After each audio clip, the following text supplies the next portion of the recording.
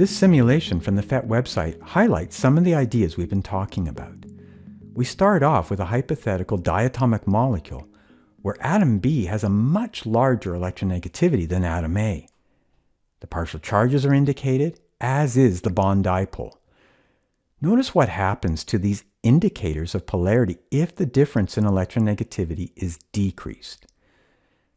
If an electric field is applied, you can see the polar molecule responds to the charged plates, with the negative side of the molecule oriented towards the positively charged plate.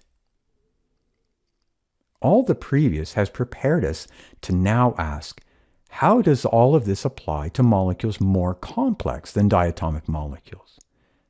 In a complex molecule, the molecular dipole will be the result of the interaction of all the bond dipoles, and this will depend on the polarity of each bond and the molecular geometry of the molecule. A key principle here is that although polar bonds are prerequisite to a molecular dipole, not all molecules with bond dipoles will have molecular dipoles.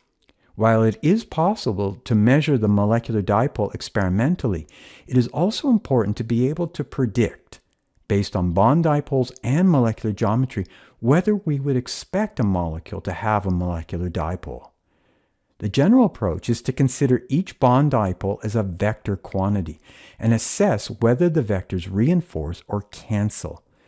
If the vectors reinforce to some degree, then a molecular dipole exists. If the vectors cancel, then the molecule is nonpolar, and we would expect to have a molecular dipole moment equal to 0 dBi. I will give a brief example using the PhET simulations before examining some molecules in the course pack. Here we see a 3-atom molecule with a linear molecular geometry and polar bonds. Because atom B is more electronegative than atoms A or C, the bond dipoles are both directed towards atom B. Because the bond dipoles, however, are symmetrical and in opposite directions, they will cancel, and there is no molecular dipole.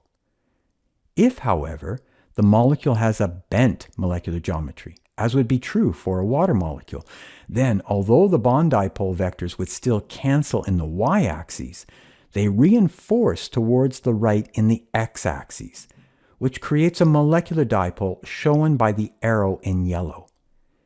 If you have trouble thinking about whether bond dipoles cancel or reinforce, one rule of thumb is if the molecule has bond dipoles but is completely symmetrical, then there will be no molecular dipole.